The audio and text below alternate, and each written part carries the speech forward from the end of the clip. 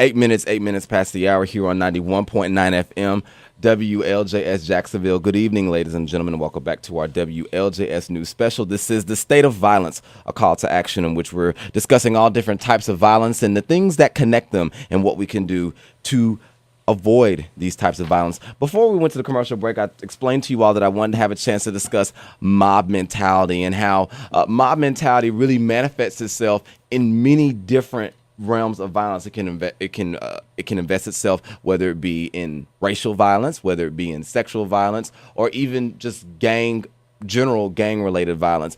One of the things that I took notice of in our discussion is that, you know, they say that there are those people that they don't have that connection with others, that we don't sit down and talk to each other anymore. Dr. Aaron Ryder, I know that you also you have a background in conflict, and you also have a background as far as studying war and whatnot is concerned. Is that where the idea of terrorism comes from? Is that where the idea of, you know, let's band together and let's do something extremely cruel or just extremely criminal? Well, let me think. The way I would phrase this, first of all, is oftentimes when we look at these areas where there's high amounts of violence, so armed conflict, or when we have a group that's engaging in violence, we're quick to say that that's an atrocity and kind of separate ourselves from it. And what we start to see is there's actually norms that are reproduced in our routine contexts that actually occur in those contexts as well. So it's this normalized process. We also see levels of power that get displayed. I would put into the factor that this is rational behaviors. It's not that this irrational mob comes together and it's led by one person and no one else has any kind of influence. If we start to think about bystanders' role, oftentimes bystanders are unwilling to act because they're waiting on the cues from others, or that their status may be influenced in a certain way. So in terms of how to address it, we would have to look at levels of power and privilege and how that plays into the practice of violence or this practice of victimization. That's where I'd be. And let me ask you this: in as far as banding together, in mob type mentality, the Florida A&M, hazing death of Robert Champion, and other cases of mob type mentality in which gang rape, the New Delhi case in which a 23-year-old woman died as a result of injuries that were inflicted as a result of several different men gang raping her, and she ended up dying as a result of those injuries. Tracy Leming Smith, is that an idea of mob mentality as well when it comes to sexual crimes? Well, I think Dr. Ryder is totally right on the idea of power and privilege. And when you have a culture where certain groups of people have more privilege than others, then it's going to lead to these kind of group crimes. I think certainly the New Delhi crime, we have an overwhelming information coming out of India talking about how women have very little privilege and power, at least when it comes to sexual violence. And I think that we have huge issues with that there. I think you also have to look at cases like the Steubenville, Ohio case too, where that's a football team. I think when you're looking at that, or at least the members who committed that crime were part of the football team and part of that culture. So I think that certainly is some reason to examine that. And also, too, in regards to the Steubenville, Ohio rape case, the situation surrounding that, it was two 16-year-old young men, 16-year-old Trent Hayes and 16-year-old Malik Richmond. Both were allegedly accused of sexual misconduct with a teenage girl at a summer party last August. And apparently photos of this incident and photos have appeared of the young lady dangling from the arms of two men. It's not known who these two men are because in the pictures that are shown to the world, they're blurred out. But it is believed to be these two men. And rape victim advocates say that these young men, these football players from Steubenville, Ohio high school, they were quote unquote demigods, and that they were a group of young men who turned to rape as a game or sport. They get the pass because of athletic ability or small town luck. When you hear things like this, do you think that is true?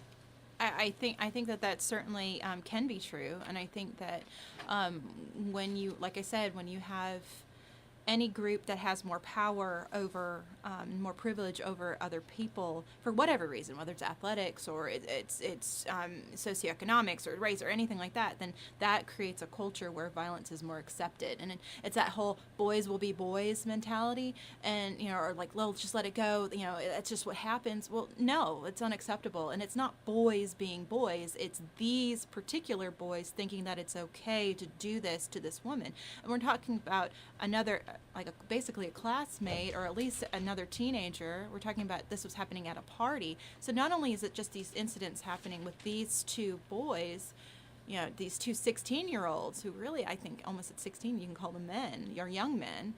This is happening in a group setting where people are watching this, where video is being made of this, where photographs are being made of this, where tweets are going out about this.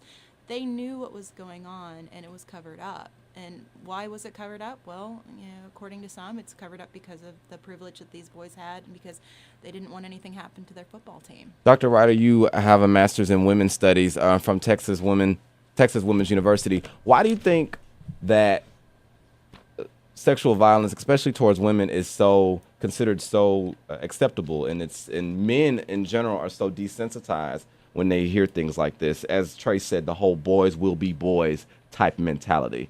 Well, we could start off with our culture, and that we have a wide range of gender inequalities that still exist, where women have limited rights.